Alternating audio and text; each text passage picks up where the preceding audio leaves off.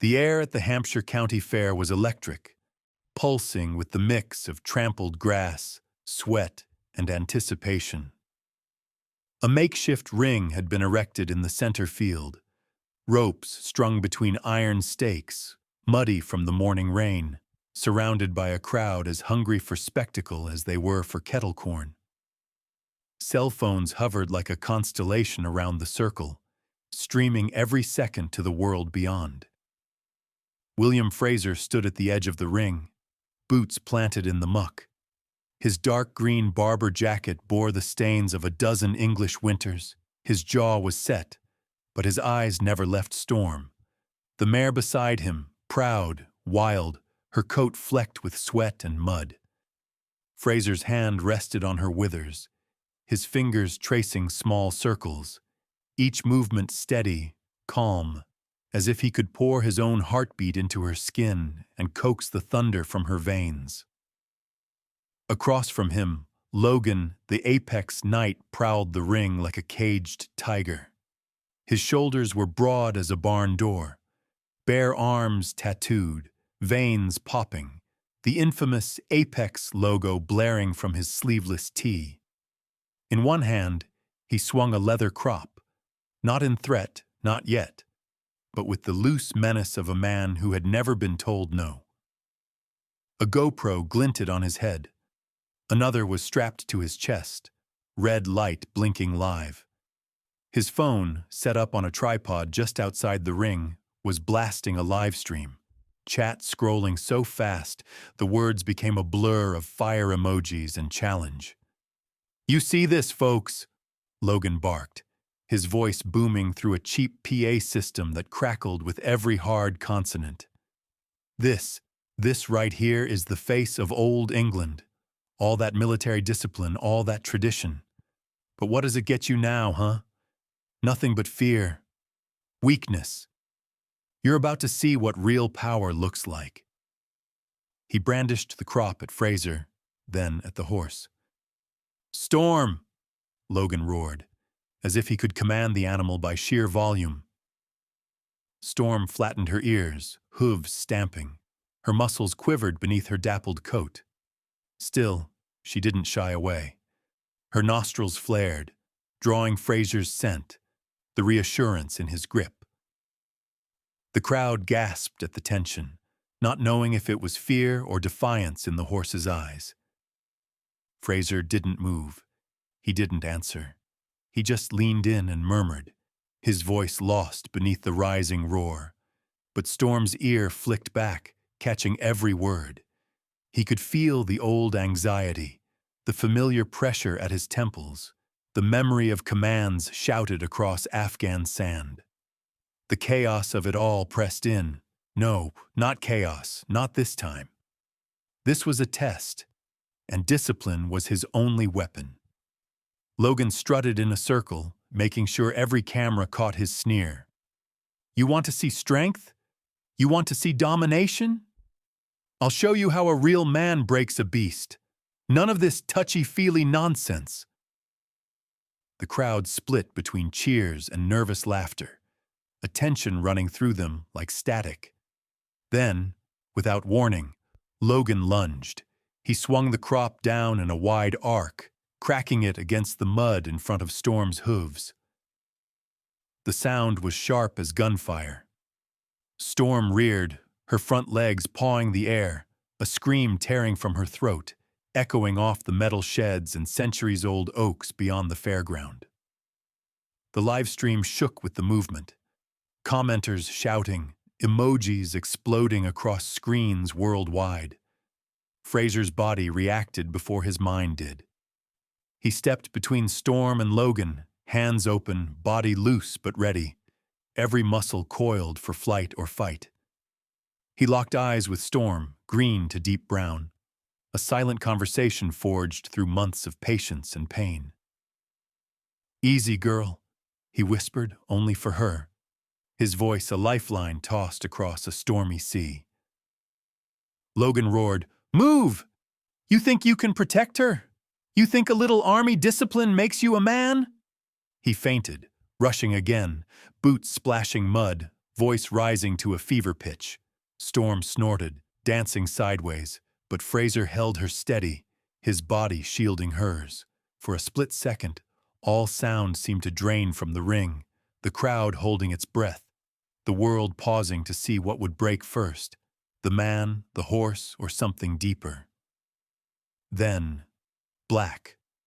A jolt, a camera knocked sideways, live stream feed suddenly spinning, the world reduced to jerky blurs and gasping breaths. Logan's voice snarled in the darkness, followed by the pounding of hooves, the frantic beat of a human heart. The sound of a crop hitting the dirt, a man's heavy breathing, the sharp cry of a frightened animal, all mixing into a single gut-churning crescendo. A caption appeared over the chaos, stark and white against the blackout. How did it come to this? A hush fell. Only the distant sound of Storm's breathing, slow and ragged, and Logan's frustration echoing across the fairground remained. The live stream chat paused. Thousands of people around the world frozen, waiting, needing to know what happened next. But every story, Fraser knew, has a beginning, and every storm is born from a calm. 3 weeks earlier, the world was still. The air in New Forest laced with dew and birdsong, untouched by the cacophony of fairgrounds and fists. William Fraser moved quietly beneath the ancient beech and oak trees, his boots brushing moss and soft leaves, his breath slow and measured. The morning light filtered through the branches in golden shafts, illuminating pockets of mist that drifted between the trunks like silent spirits. He came here every morning, not just to stretch his legs or survey the boundaries of his family's faded estate, but because the hush of the woods soothed the ache that still burned behind his ribs, a hollow left by distant gunfire and things he would never quite put into words. He followed a narrow path along the edge of a thicket, glancing now and then at hoofprints pressed deep in the damp earth. The New Forest ponies moved with a freedom he envied, untamed, answering to no master, their stories written only by wind and time. Sometimes he would spot them in the early mist, a mother with her foal, grazing under the silver light, vanishing into shadow at the first hint of trouble. But on this morning, the silence fractured. A sharp, panicked whinny split the air, followed by the frantic rustle of underbrush. Fraser stopped cold, every nerve wired, instinct rising. It wasn't just the sound, it was the fear threaded through it. He pushed through brambles, thorns catching at his jacket, and then he saw the scene that would change everything. In a small clearing, a young foal, legs trembling, eyes wide and wild, was trapped, one slender hind leg caught in the vicious wire snare of a poacher's trap. The wire bit deep, blood pooling in the soft mud, every twitch of the colt's muscles slicing deeper. The mother, a powerful bay mare with a wild tangle of black mane and a white blaze down her nose, circled the edges of the trap, ears pinned flat, every muscle coiled to strike. Storm. Fraser recognized her instantly, the legendary mare that the locals called Queen of the Forest. Her reputation was part myth, part warning. She'd shattered fences, driven off wandering hikers, even sent one reckless tourist up a tree. But now her eyes burned with a different fire, one not of rage but of terror for her child. Fraser crouched low, his movements careful and unthreatening, and spoke softly.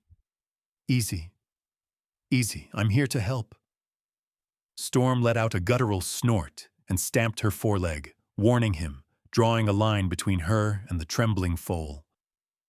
Fraser kept his voice low, his posture open, recalling every lesson he'd learned in the chaos of Afghanistan.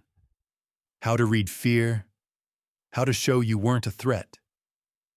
With the patience of someone who'd spent nights waiting for enemy movement beneath a foreign sky, he inched closer, every muscle screaming to move faster, but knowing one wrong step could mean disaster.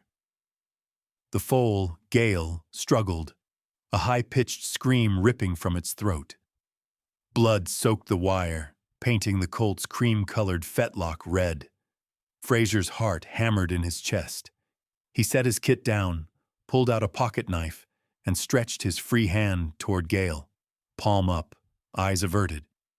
Storm circled, snorting, nostrils wide. Fraser murmured again, "That's right, girl. I'm not here to hurt you. Let me help." He remembered a wounded young recruit, panicked and bleeding in the sand, and how a voice, steady, sure, had calmed the shaking long enough to pull him through. Maybe that memory flickered in his eyes, because Storm's head dipped, ever so slightly. A pact, silent, fragile. He inched closer, knife trembling, every sense tuned to the mother's tension. The wire was tangled cruelly, biting deeper with every movement. Fraser slid his hand over Gale's quivering neck, feeling the frantic pulse, the heat of panic and pain. He worked quickly, whispering soft nonsense, cutting through the first loop of wire, then the second. Gale jerked, and Storm lunged, teeth bared, but stopped short, only inches from Fraser's hand. Their eyes locked, and for one eternal second, the only sound was the wind in the leaves and the labored breathing of the three souls caught in the clearing. Then, the wire came free. Gale staggered, collapsing in the mud, whinnying weakly. Storm stepped in instantly, her muzzle pressing against her foal's flank, her body shielding him from the world. Fraser rose slowly, knife held away, stepping back to give them space. His hands shook with adrenaline, but his voice was steady as he murmured, "You're safe now. It's over." He didn't try to touch them further. He knew the rules of trust. Hard won, easily lost. Storm watched him, every muscle rigid, but instead of bolting, she remained. Gale struggled to rise, collapsing again with a plaintive whimper. Storm's eyes flicked from her foal to Fraser, as if weighing some ancient scale.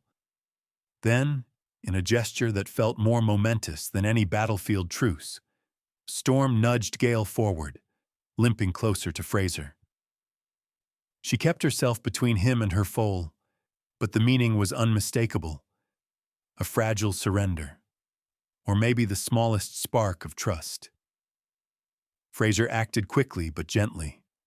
He wrapped Gale's leg in a clean bandage, wincing at the damage but seeing hope. The cut was deep, but not fatal. He splinted the limb with branches and strips torn from his own shirt, working in silence as Storm stood watch, her breath warm on the back of his neck. When he was done, he stood, retreating slowly, heart pounding. Storm nickered softly, lowering her head to Gale's ear as if whispering encouragement.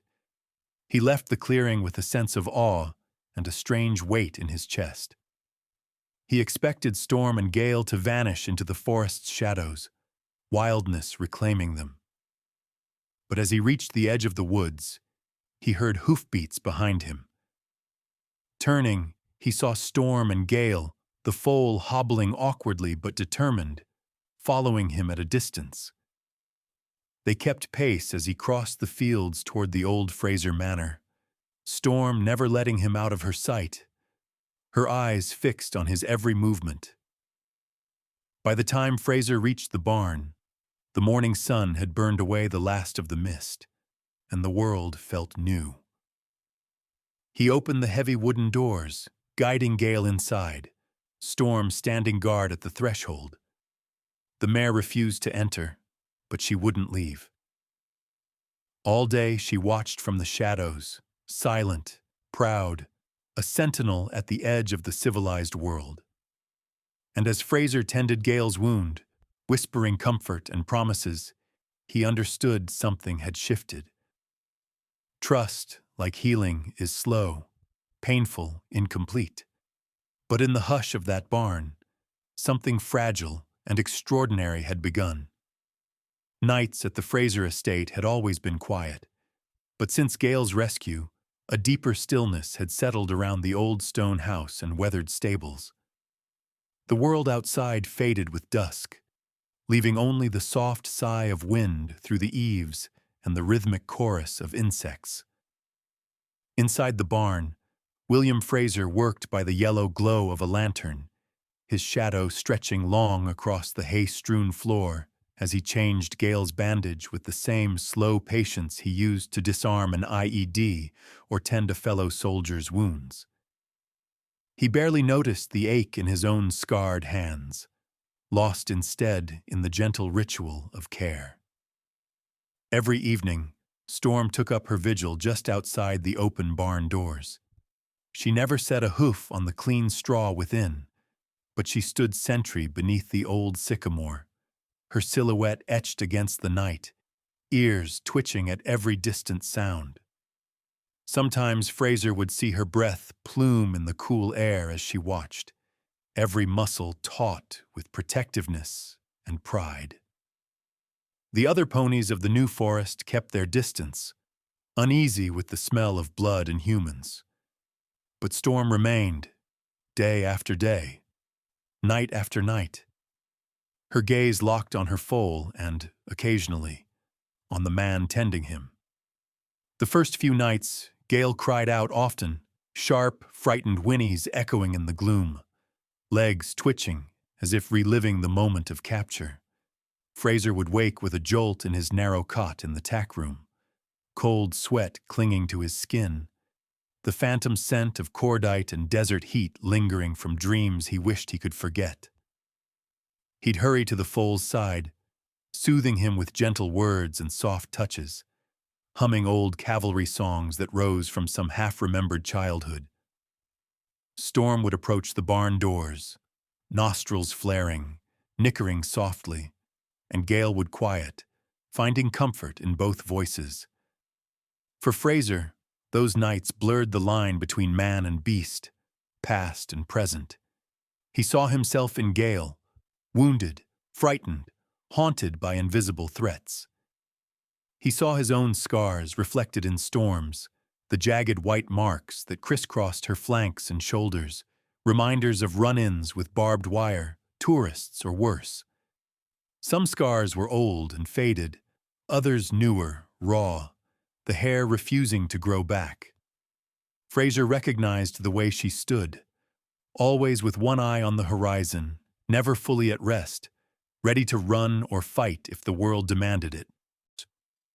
Some mornings, as the sun spilled gold across the dew-soaked paddock, Fraser would find Storm dozing on her feet, one ear cocked toward the barn, her head dipping as Gale dozed at her side.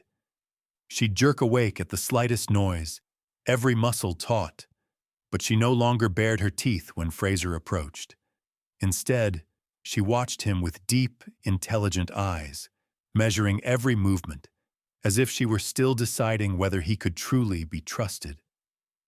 There was no sudden moment of acceptance, just a slow lessening of the distance between them, an unspoken truce that deepened with each passing day. Fraser spent long hours beside Gale, cleaning the wound, changing dressings, rubbing balm into the inflamed skin, all the while talking in the same steady, low tone he used to calm frightened horses and frightened men. Sometimes as he worked, memories intruded, flashes of blinding light, the deafening thud of explosions, the sharp tang of blood and adrenaline. He'd see the faces of men he'd led, men he'd lost, and he'd hear again the stutter of gunfire, the pounding of his own heart. He'd close his eyes, breathing slow, willing the past to stay where it belonged. But here in the hush of the barn, surrounded by the warm scent of straw and horse, something inside him eased. The discipline that had kept him alive on the battlefield became tenderness in the way he stroked Gale's muzzle, in the patience with which he taught the foal to trust the touch of a human hand. Every small victory, a nicker of greeting, a cautious nuzzle, Gale taking a treat from his palm, was a balm against the deeper wounds he carried. Fraser found himself speaking to Storm in the darkness, telling her things he'd never told another soul. Sometimes she'd flick an ear, snort softly, as if she understood. As the days passed, Gale's limp faded, replaced by an eager curiosity. The foal hobbled at first, then stumbled, then finally managed a wobbly trot around the barnyard, his mother always nearby, her gaze never wavering. Fraser watched them with a kind of reverence, marveling at the resilience woven into their bones. He saw it in Storm's cautious pride as she let Gale explore farther each day, in the way she'd step protectively between her foal and any threat, including Fraser himself. But now she no longer chased him away. Instead, she tolerated his presence, even accepted the occasional apple offered with an outstretched hand. It was during these quiet moments that Fraser noticed the depth of Storm's own pain. Not just physical, but something older, deeper, carved into her very being. He saw it in the way she flinched from sudden movements, in the wary flicker of her eyes when a distant car engine backfired. He understood that trust, for her, was not a natural state but a daily act of courage. She had chosen to bring her wounded child to his care, but every day was a leap of faith, a wager that kindness might be real. One evening, as a thunderstorm rolled over the forest, lightning flashing through the windows, Gale pressed against Fraser's side, shivering with fear. Storm burst into the barn, wild-eyed, soaked to the bone, her body blocking the door, ready to fight anything that threatened her foal. Fraser didn't flinch. He simply held out his hand, palm up, and waited. After a long, trembling pause, Storm stepped forward, her breath warm on his skin. For the first time, she let him touch her neck, her skin scarred but soft beneath his fingers. The connection was electric, deeper than words, a shared understanding of pain and the possibility of healing. That night, as the storm raged outside, Fraser sat in the straw between Storm and Gale, listening to their breathing, his own heart beating steady and strong. In the silence, he felt something he hadn't known in years, peace, fragile but real, blooming in the darkness like a promise. The slow dawn brought with it a quiet sense of accomplishment and hope to the Fraser estate. But peace in New Forest rarely lasted long. Word traveled fast in small English villages, even faster online, where every remarkable event found a willing audience. On a cool Thursday morning, a pickup truck rolled to a stop at the end of the estate's gravel drive. The driver, a local named Elsie who ran the produce stand near the main road, waved a smartphone out the window, her cheeks flushed with excitement. "William, you've got to see this," she called as Fraser walked over, wiping sleep from his eyes. He leaned in, eyebrows raised. On her phone, a video played, a clip filmed in secret, shaky and close up, showing Fraser kneeling in the mud, hands gentle as he untangled Gale from the cruel wire trap. The image zoomed in on Storm, standing sentinel, her eyes burning with intelligence and distrust. The final shot lingered on the foal, limping beside Fraser toward the old barn, Storm following with a dignity and caution that seemed almost human. "Someone must have been hiking out near the cops," Elsie said, voice hushed. "They posted it on Facebook last night. Look, over 6,000 shares already." Fraser watched in silence, his own face pale and grim in the footage. He felt exposed in a way that was different from facing enemy fire. He'd never sought attention, much less internet fame.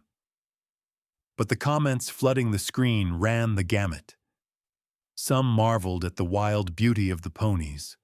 Others praised Fraser's calm under pressure. A handful speculated that the mare might be tame after all.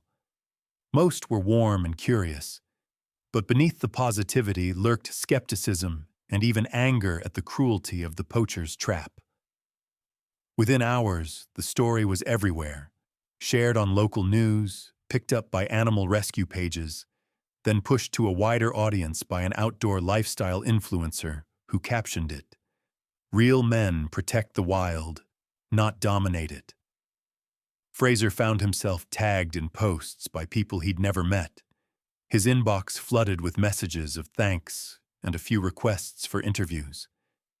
He ignored them all, determined to focus on Gale's recovery and Storm's growing, fragile trust. But as the video gained traction, the internet's relentless appetite for drama and division made itself felt. It was only a matter of time before it reached Logan, the apex knight. The moment it landed in his DMs, he saw not a wounded foal or a heroic act, but an opportunity. Seated in a gleaming home gym surrounded by trophies, Logan clicked through the video, his trademark sneer twisting into something calculating. His channel was built on the gospel of dominance, of breaking obstacles, winning at any cost. Here was a perfect target, a decorated veteran coddling a wild horse, a narrative begging for a public correction. Logan's first response was a reaction video posted that same night. Framed in aggressive lighting, shirt off to display his massive physique, Logan played the original footage in the corner of the screen. "Look at this," he scoffed, voice thick with derision. "The guy's treating that wild animal like a lapdog. All this compassion, it's weakness. Animals like that only respect strength. You want to help the wild? Teach it who's boss." His fans, millions strong, lit up the comments. "Preach, Apex. I'd have that mare tamed in an hour." That's what's wrong with the world. Too many softies, not enough real men. Logan, reading these, doubled down. His next video was more direct, a call-out titled "Fraser the Fraud, When Weakness is Mistaken for Wisdom." He challenged Fraser by name, tagging him across every platform, daring him to a public showdown. The internet split in two. Supporters of Fraser flooded his page with encouragement, urging him to stay strong and show that brute what real respect looks like. Others took Logan's side, posting memes of Storm wearing pink bows, mocking the very idea of gentle horsemanship. News outlets picked up the feud, headlines blaring, "Local hero faces off with MMA celebrity over wild horse rescue." Late-night hosts made jokes. Trolls posted threats. The story had grown larger than any one person, and Fraser felt its weight on his shoulders. Every time he opened his phone, there were new notifications, new reminders that the world was watching. Some nights, he'd sit alone in the barn, listening to Storm and Gale breathing in the dark, letting the silence calm him. He felt the old anxiety rising, memories of being trapped under the world's gaze, every mistake magnified, every weakness scrutinized. Storm would sidle closer, her dark eye reflecting the lantern light, and he'd find comfort in her steady presence. The worst came not from strangers, but from those who should have known better. A few neighbors, once friendly, now kept their distance, muttering about all this fuss. The local council debated closing off parts of the forest to tourists. Rumors swirled that the Forestry Commission might get involved, worried the publicity would attract more poachers, or thrill seekers trying to catch a glimpse of the Queen and her savior. Meanwhile, Logan's army descended on Hampshire, filling comment threads with boasts and challenges. They doctored images of Fraser in military dress, calling him a glorified stable boy. For every message of support, there were two filled with contempt, each more personal than the last. But through it all, Fraser refused to engage. He tended to Gale's leg, brushed Storm's coat, and taught the foal to follow simple commands, building their trust day by day, block by block. One evening, after a particularly nasty round of online attacks, Fraser scrolled through the comments, thumb hovering over the delete button. He stopped at one simple message, buried between threats. "I grew up watching your dad ride in the New Forest. He always said kindness was the bravest thing a man could offer. Don't let the loudest voice drown out the truth."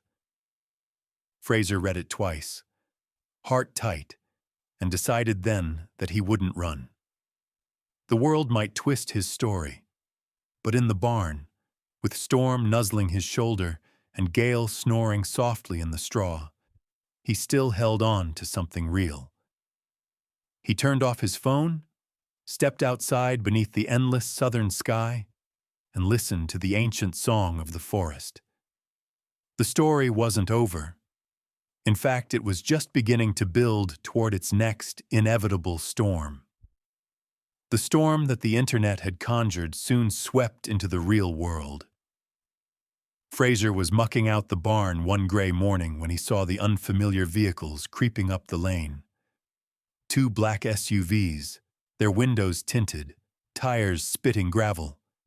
For a brief, sickening moment, he flashed back to Afghanistan, to convoys and checkpoints, and the tension that came before something went wrong. But this was England, not Helmand, and he forced his breath steady, leaning his pitchfork against the wall. The first to step out was unmistakable. Logan Knight looked even larger in person than on screen, his muscular frame swelling beneath a logo-stamped tracksuit. His chin was shaved to a sharp point, his eyes cold and predatory. He was followed by a small entourage, two men with camera rigs, a young woman with a clipboard, and another man carrying a boom mic. They approached like a conquering army, their every movement rehearsed for the cameras. Logan's live stream was already rolling, his followers piling into the feed by the thousands. Fraser met them at the fence line, Storm and Gale close behind him, Storm's ears flicking back and forth, already picking up on the tension. Logan smirked, waving to his virtual audience, then fixed Fraser with a mocking grin. "So you're the famous Captain Fraser, the horse whisperer himself." Fraser didn't offer a hand. He simply nodded, calm, measuring the man in front of him. Logan's voice was as loud as ever, made for crowds and cameras. "Look, I'll make this quick. You're getting all this attention for playing nursemaid to a couple of nags. That's not how nature works.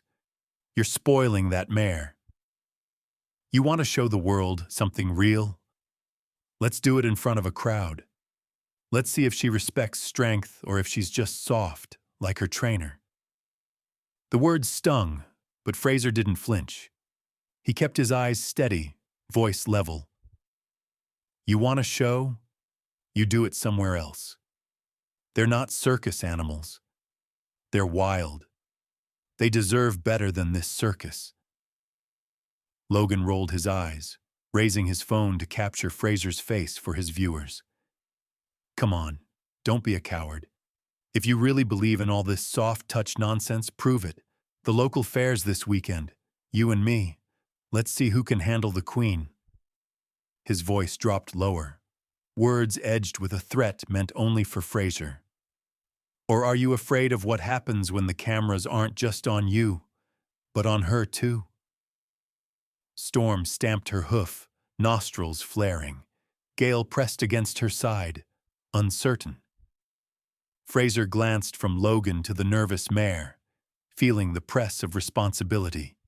He had no right to decide for her, no right to put her in harm's way for the world's entertainment. But the reality was clear.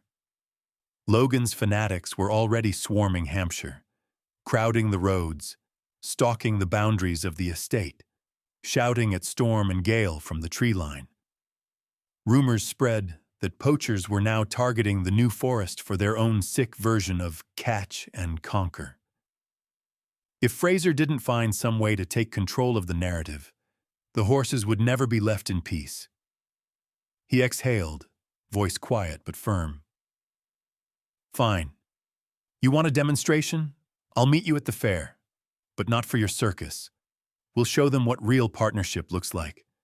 Not domination, not fear." Logan grinned, victorious, already turning to address his viewers. "Hear that, folks? Challenge accepted.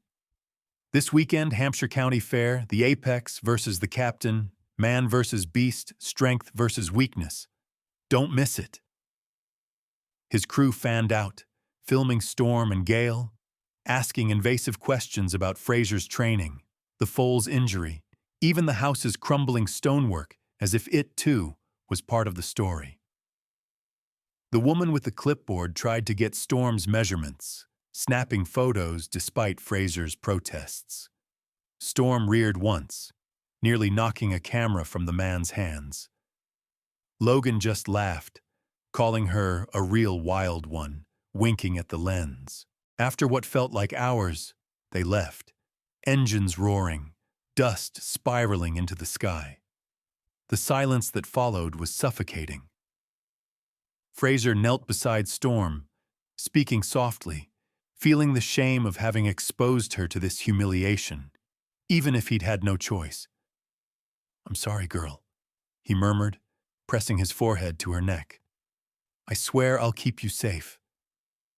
But that night, the chaos outside grew. News vans parked along the hedgerows, blocking the single-track lane. Strangers pressed against the fences, shouting for a better look. Drones hovered over the fields, their insectile buzz setting Storm and the other ponies on edge. Even Gale, usually curious, hid behind his mother, eyes wide and uncertain. A local reporter cornered Fraser as he returned from the store, asking if he was ready for the big fight, and whether he thought the Wild Queen would submit to the apex. Fraser ignored her, but her words lingered, heavy and poisonous. In the days leading up to the fair, the pressure built. Fraser's phone vibrated with interview requests, invitations to morning shows, even offers to license the footage of Gale's rescue. He declined them all, choosing instead to spend long hours with Storm and Gale, reinforcing their trust. He led Storm through the woods at sunrise, away from the cameras, teaching her the old cavalry signals, pressure and release, voice and body, a language older than any war. Each day, he watched as Storm's confidence grew, not just in herself, but in him. She followed his lead, learned to stand still under pressure, to move with a word or a gesture. She was no show pony, but a partner, fierce, proud, unbroken. Gale watched every move, copying his mother's strength, his limp nearly gone now, his eyes bright with youth. But Fraser couldn't shake the sense of dread that settled in his gut as the day of the fair approached. He knew what Logan was capable of. He'd seen the man rile up crowds, taunt fighters twice his size, push people until they snapped. This would not be a simple demonstration. It would be a public battle, a spectacle broadcast to millions, with Storm and Gale at its heart. Late one evening, as thunder rolled low over the hills, Fraser sat in the barn, Storm's head in his lap, Gale curled up nearby. He whispered his fears to the mare, knowing she could feel his tension, hoping she understood his promise. "No matter what happens," he said, voice steady in the darkness, "I won't let anyone break you. We'll face this storm together." And so, beneath the anxious breath of the night, with the world watching and judging, Fraser braced himself for the fight to come. Not for glory, not for pride, but for the bond that had saved them both. The morning of the Hampshire County Fair dawned heavy and gray, a low mist hanging over the fields and swelling with every footstep, as if the earth itself was holding its breath. Even before sunrise, the fairgrounds were a hive of activity. Vendors setting up stalls, banners flapping, the smells of hay, coffee, and fried food already thick in the air.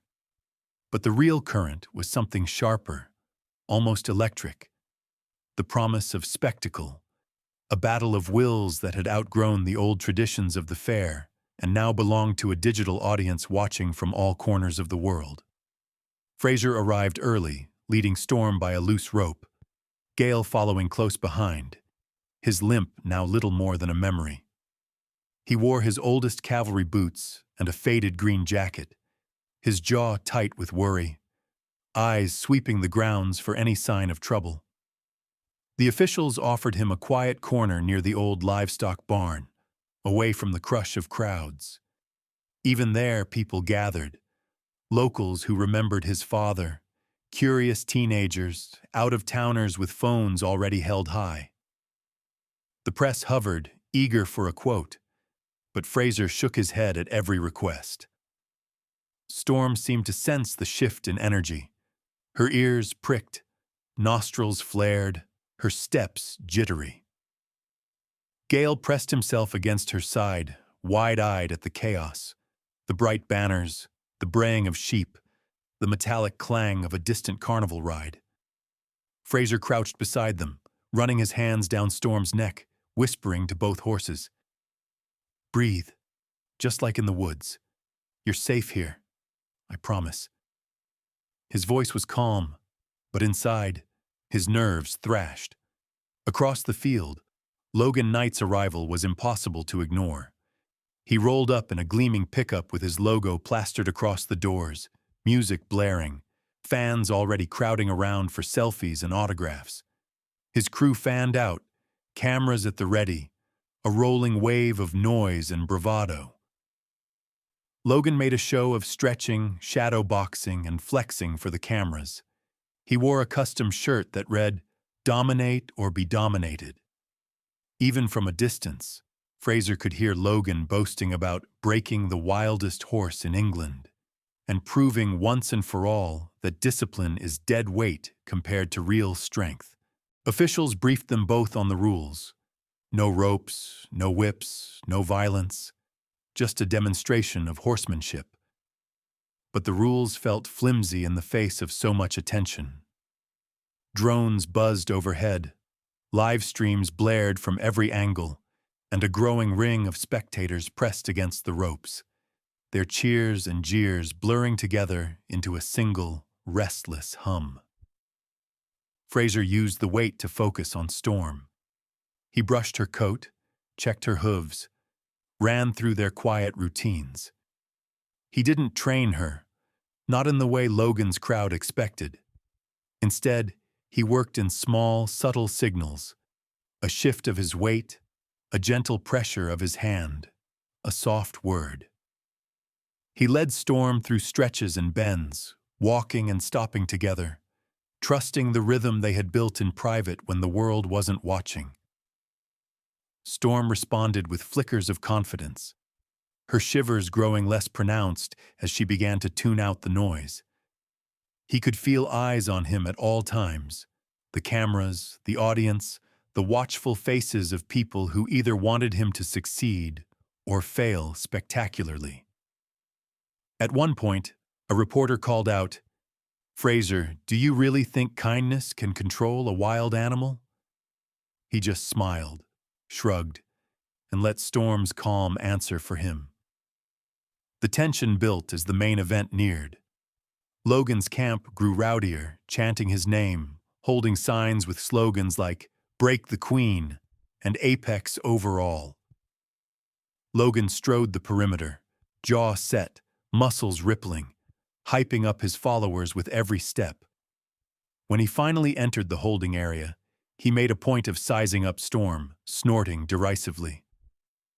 "She's smaller than I thought," he said, loudly enough for everyone to hear. "Does she even have any fight in her?"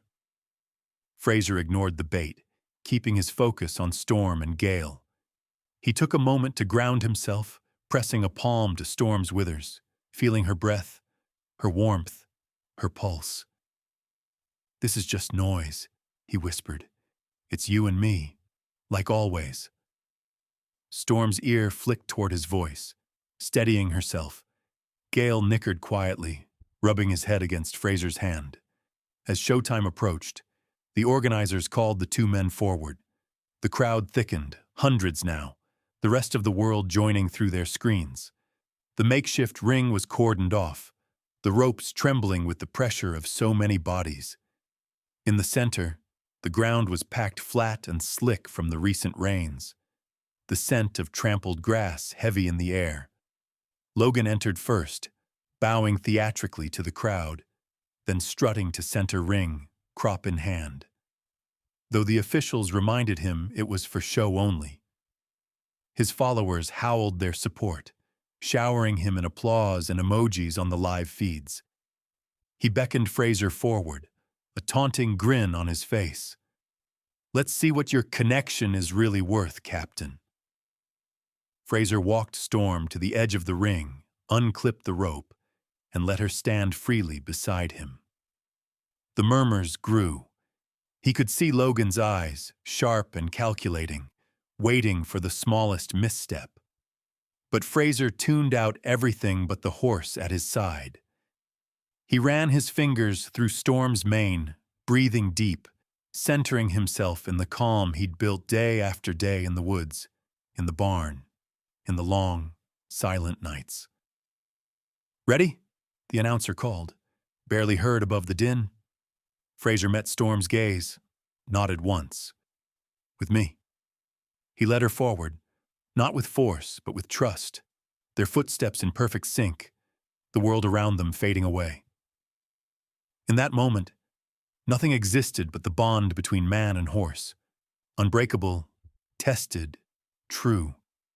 And as the crowd leaned in, the real Storm, of pride and spectacle and ancient power, waited to break. The ring crackled with anticipation as Fraser stood beside Storm, the mare's sides heaving gently, her eyes sweeping the sea of faces that blurred into a single humming mass. The announcer's voice was barely audible above the shouts and cheers. The world seemed to close in, cameras catching every movement, every flinch.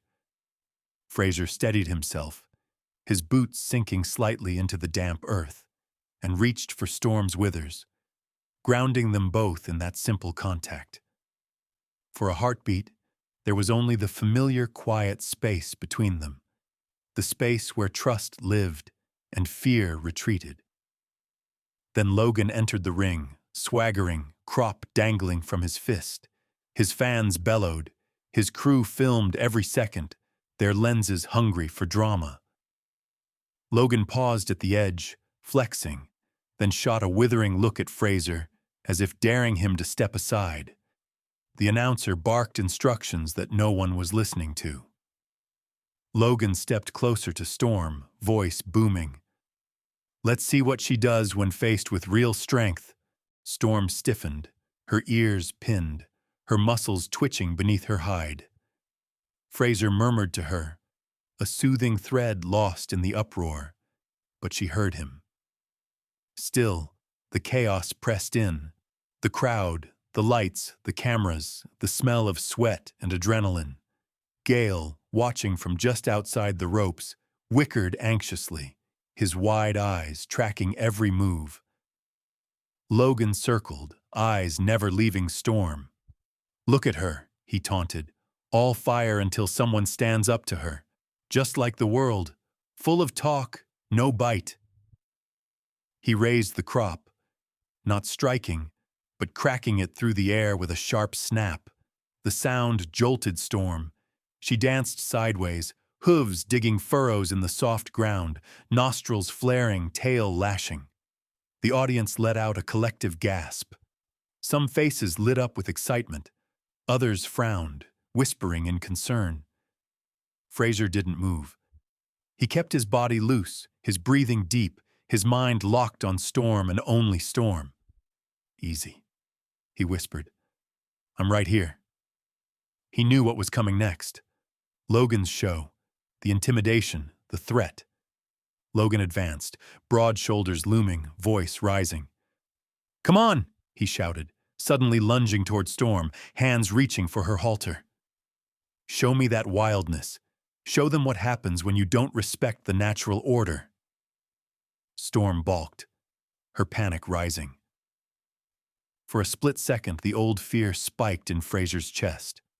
The memory of noise and chaos, of losing control, of watching good men go down when they froze or lashed out. But he refused to give that fear power now. He stepped between Logan and the horse, not aggressively, just enough to block the line of sight, just enough to remind Storm that she wasn't alone. Logan sneered, "Step aside, Captain. Let the world see who's in charge here."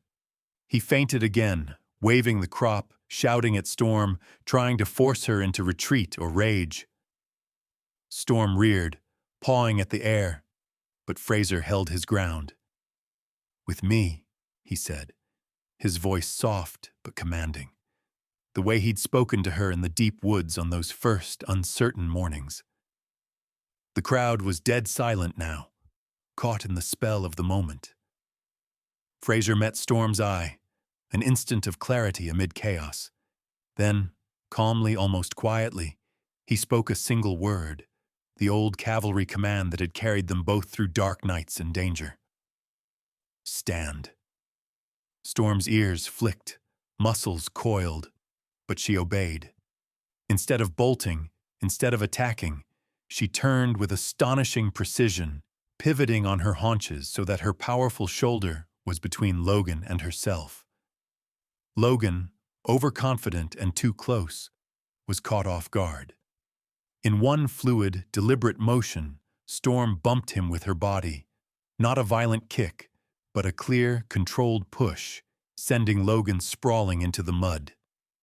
The crowd erupted, some in laughter, some in shock, the tension exploding in 100 different directions. Logan scrambled up, mud streaking his logoed shirt, his face red with humiliation and rage. He brandished the crop, looked as if he might charge again, but something in Storm's stance, in Fraser's steady gaze, stopped him cold. It wasn't brute force that had bested him, but discipline. Calm, focused, unwavering. The announcer, caught off guard, blurted into the microphone, "Ladies and gentlemen, what you just saw was a maneuver straight out of the Royal Horse Artillery. Absolute control, absolute trust." The crowd, picking up on the shift, began to clap, first hesitantly, then louder, applause rolling across the field like thunder. Logan tried to recover his bravado, shouting into the nearest camera, "You saw her panic! You saw her try to run! That's not control, that's fear!" But even his own crew seemed unconvinced. The footage replayed instantly on the screens behind them. Storm's precise turn, Fraser's soft command, Logan's graceless fall. Online, the chat exploded with commentary, some mocking Logan, others hailing Fraser and Storm as legends. Fraser, for his part, simply bowed his head, then walked to Storm, brushing her neck, speaking so quietly no one could hear but her. "You did perfect. You didn't let them break you." Storm nickered softly, pressing her nose into his chest, her body relaxing as the adrenaline faded. Gale trotted over, heedless of the crowd, and the three stood together in the center of the ring, a small island of calm amid the storm. For a long moment, nothing else mattered. The cameras, the crowd, even Logan's bruised ego. All eyes were on the trio in the ring. The veteran, the wild mare, the once injured foal. In their quiet victory, they spoke a truth that the world rarely saw. Not that strength was about domination, but that it was about trust, respect, and the courage to stand together when the storm comes. As the officials called an end to the demonstration, Logan stalked out, muttering, his crew trailing in his wake, already spinning their own narrative, but no one was listening. The crowd surged forward, not for Logan, but for Fraser and his horses. Children pressed against the ropes, asking to pet Gale. Reporters jostled for a word, but Fraser waved them off, his eyes soft as he led Storm and Gale from the ring. That night, as the fair lights glowed against the low clouds, Fraser found a quiet corner behind the livestock barn. He sat on a bale of hay, Storm's head in his lap, Gale at his feet, and let the hum of the fair fade away. He'd faced the storm, and in that test, both man and horse had held their ground. As dusk settled over the Hampshire County Fairgrounds, the adrenaline of the main event began to ebb, replaced by the humming, dizzy afterglow of something extraordinary. The crowd was still abuzz. People clustered in knots by the muddy arena, retelling what they'd seen as if it might change with each new voice. But all the noise faded for William Fraser as he guided Storm and Gale through the thinning crowd, the cool night air settling on his sweat-soaked collar. Logan Knight's defeat had played out for millions to see. His anger had been palpable as he stomped from the ring, mud streaking his arms and shirt, jaw clenched in frustration. His crew hustled after him, muttering about spin and editing for the channel. But there was no hiding what had happened. Storm, at Fraser's gentle command, had kept her composure, had refused to be cowed or broken by Logan's bravado. And in that act, she'd given the world a different vision of strength, one that didn't roar, but endured. As they reached the far edge of the fairgrounds, Fraser paused by the old livestock barn, letting Storm and Gale graze on the patchy grass. He could still hear echoes from the ring, the cheers, the laughter, a few lingering jeers. But here it was quieter. The only sounds, the snorts and soft nickers of horses, the distant hum of generators, the occasional burst of carnival music. He let his head fall back, eyes tracing the low, rolling clouds. Every muscle in his body felt wrung out. But inside, a weight had lifted. He had done what he promised. He'd kept Storm safe, and together they had shown the world a better way. Reporters were still trying to find him, eager for a statement. Someone from a national morning show had called, offering a slot for the hero and his legendary mare. But Fraser let the phone buzz unanswered in his pocket. He wasn't interested in interviews or in basking in the viral glow. His concern was for Storm, whose breath was still quick, ears still flicking restlessly at each new noise. He stroked her mane, murmuring reassurances, feeling her settle under his hand. Gale, energized by the strange day, nipped at tufts of grass, occasionally darting behind his mother for safety. Inside the barn, volunteers were breaking down pens, hauling out bales of straw, shouting to one another as the fair began its slow transformation back into empty fields. A few fairgoers, locals mostly, approached Fraser, their faces alight with wonder and gratitude. "Never seen anything like that," one old man said, his cap in his hands. The way she moved, like she understood every word. Another pressed Fraser's hand, whispering, "Thank you for showing my boys that strength doesn't mean cruelty." Even a few children, wide-eyed and shy, edged up to the fence, hoping to pet Gale. Fraser smiled, kneeling so they could reach, careful to keep Storm calm. "Gentle now," he said. "She's brave, but she's still wild." Storm regarded the small hands warily, but allowed a few hesitant pats, her ears forward, curious. In that moment, Fraser saw the true legacy of what had happened. Not a viral video, not a moment of fame, but a new understanding, however small, sown in the minds of those who witnessed it. Meanwhile, Logan and his crew retreated to their trailer, voices raised in anger. Through the thin metal walls, one could hear the desperate scramble to regain control of the story. It was a setup, Logan fumed, pacing as his crew uploaded footage. They made me look like a fool. That horse is trained. It's not wild. It's just another circus act. But the cameras had caught every moment. Storm's calm, Logan's bluster, the trust between man and animal. His fans split in the aftermath. Some doubled down, blaming the rules, claiming media manipulation. Others, however, began to question the very philosophy Logan sold. In forums and comment sections, arguments raged. But for the first time, the narrative was slipping from Logan's iron grip. Back at the barn, Fraser finally allowed himself to sit, exhaustion sweeping over him. Storm nosed at his shoulder, blowing warm breath against his neck. He closed his eyes, just listening. To the rhythmic chewing of Gale, to the faint rumble of trucks hauling away carnival rides, to the first insects of summer buzzing in the dark. When he opened them, the sky had deepened to indigo, the first stars peeking through the ragged clouds. A few volunteers drifted over, eager for stories, but Fraser demurred, shaking his head. "I'm just glad it's over," he said softly. "She did all the hard work." They nodded, some disappointed, others understanding. He could see in their eyes that tonight had changed something for them. A respect for Storm, a new curiosity about the old traditions of partnership and trust. Outside, the world kept spinning. On social media, the clip of Logan being deftly nudged aside by Storm had already gone viral.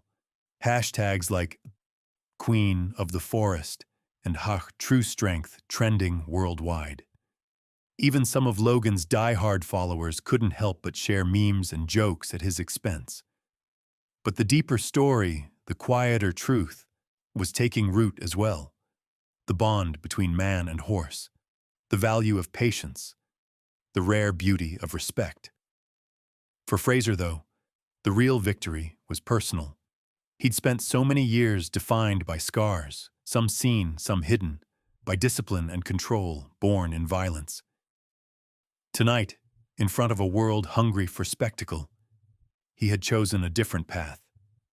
He'd trusted Storm, and she'd trusted him in return. In that shared trust, they had faced the world's noise and walked out unbroken. As the fairgrounds emptied, Fraser led Storm and Gale back toward the trailer, stopping once to let Gale nibble wildflowers by the ditch. The moon had risen, casting everything in silver light. Storm walked at his side, proud and serene, her coat gleaming. Fraser glanced back at the ring, now dark and abandoned, and felt a swell of peace that no crowd or camera could ever give. He whispered to Storm, "We did it, girl. You showed them what real strength looks like." The mare tossed her head, a queen in every line, and for the first time in a long while, Fraser smiled without hesitation or doubt. Whatever storms the world might send next, tonight belonged to them. A victory not of domination, but of quiet, unshakable partnership. The night after the fair, as the last echoes of applause faded and the flood of online reactions reached every corner of the world, something changed in the air around the Fraser estate. The local press and digital media seized on the story, not just for its spectacle, but for the questions it raised. For once, the focus was not only on the fall of an alpha personality or the viral humiliation of a would-be conqueror, but on the deeper meaning of what everyone had witnessed. Fraser tried to return to his old routines, but the story followed him everywhere. Friends and strangers alike emailed to share their thoughts, some expressing pride, others just curiosity. One morning, a retired cavalry officer reached out, inviting him to talk at the local riding club about the old ways of partnership with horses. He politely declined, but the words lingered with him. Even the experts wanted to understand what had really happened in the ring that day. The world wanted to know, what was it they had seen? Why had Storm acted with such discipline? And how had Fraser achieved what Logan, with all his bravado and force, could not? That week, a popular equestrian channel released a special segment analyzing the event. A panel of experts, trainers, veterinarians, and even a historian from the Royal Horse Artillery broke down the video frame by frame. They paused on the moment Storm pivoted, her body language calm but firm, her eyes clear, her movements measured rather than wild. The historian explained that this was no accident, no circus trick. Storm's response was rooted in centuries-old techniques passed down through cavalry traditions, a partnership based on trust and mutual respect, not fear. Breaking a horse, the historian said, was once about domination. But the true art, what we see in military traditions and the best horsemanship, is building a relationship where both man and horse make choices together. Storm didn't attack. She didn't panic. She protected herself and her space without violence. That's discipline. That's partnership. A trainer pointed out that even the cues Fraser gave, his posture, his breathing, the low, steady cadence of his words, were techniques refined by years of working with sensitive, intelligent animals. You don't teach that overnight, she said. It comes from hours of patience, of learning to listen as much as command. The analysis sparked a new round of conversations online. People who had never cared about horses began asking questions. What was the difference between breaking and bonding? Was strength really about power over others, or about the ability to earn and keep trust? Has the world forgotten the value of patience in the age of instant results? Debates raged in comment sections.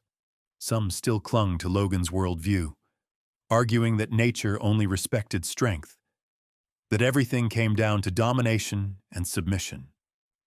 But others, inspired by Fraser and Storm, began to see things differently. Parents showed their children the video as an example of leadership without violence. Riding instructors discussed new lesson plans that focused less on control, more on connection. One day, a well-known animal behaviorist contacted Fraser, asking permission to use footage from the fair for an upcoming documentary on human-animal relationships. She wrote, "You and Storm have shown the world that there's another way, one built on patience, respect, and the courage to meet an animal as an equal, not a thing to be conquered."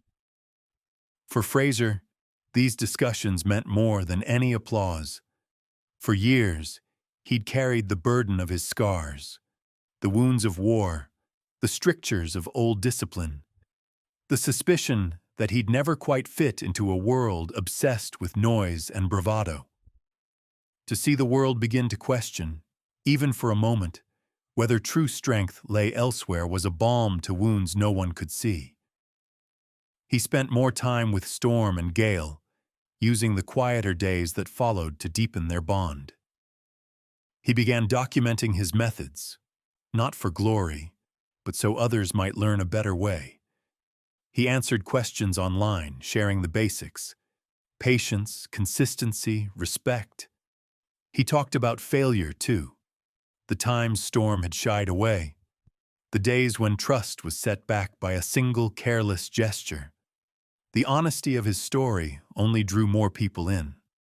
One afternoon, Fraser invited the local children, those who'd watched at the fair, their eyes wide and eager, to the estate. He walked with them through the paddocks, showing them how to approach a horse, how to listen to its body language, how to speak not with force, but with gentleness.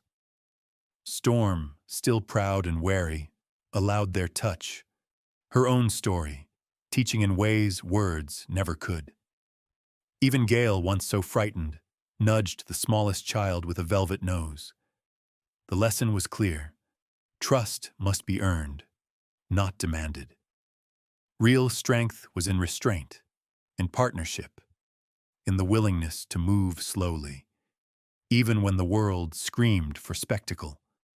Later, as the sun set behind the ancient trees, Fraser sat with Storm beneath the deepening sky. He thought about the differences between Logan's method and his own, the gulf between domination and trust, between being feared and being respected. He realized the world would always have people like Logan, always hungry for the next contest, the next display of might.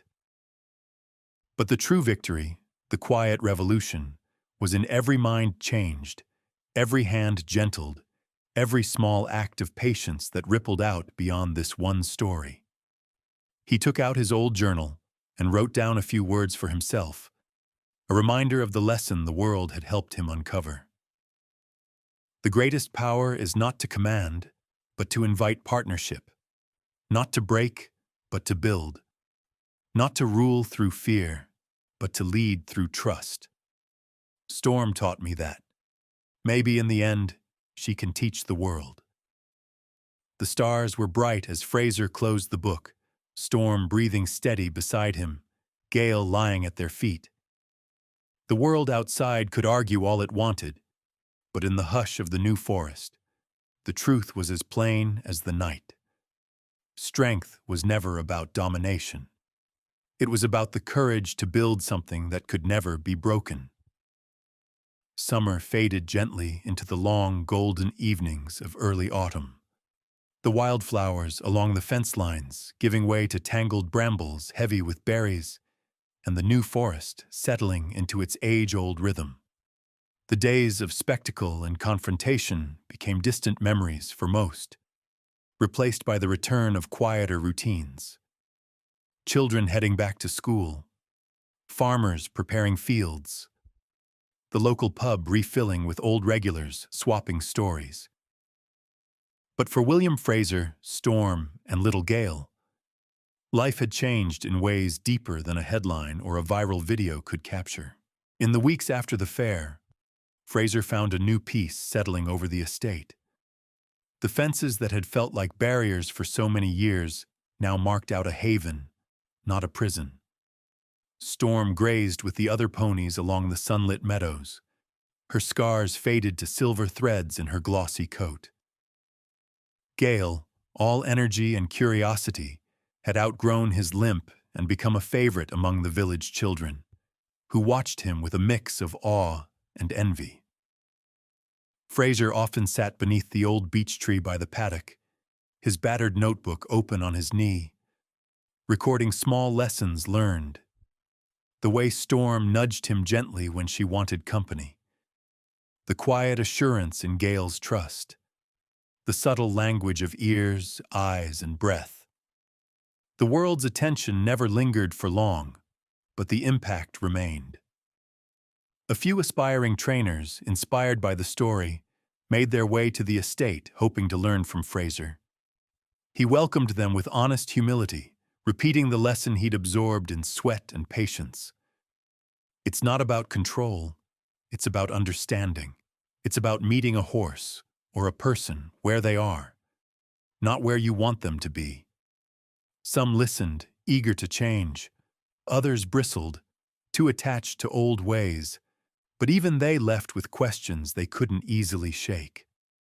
One morning, as the sun rose in a tangle of orange and lavender, Fraser took Storm and Gale for a ride through the misty woods.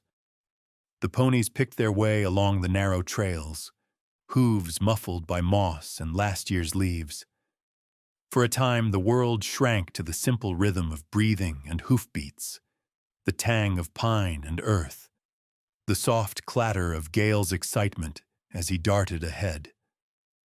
Fraser let the silence settle between them, feeling the deep contentment of a job well done, a battle hard-fought and won without violence. At a clearing by the edge of the forest, he dismounted and stood quietly with Storm, watching Gale graze in the dappled light. He found himself thinking back to the chaos of the summer, the roar of the crowd, the blinding lights, Logan's shouted challenges, the endless noise of a world that mistook force for greatness.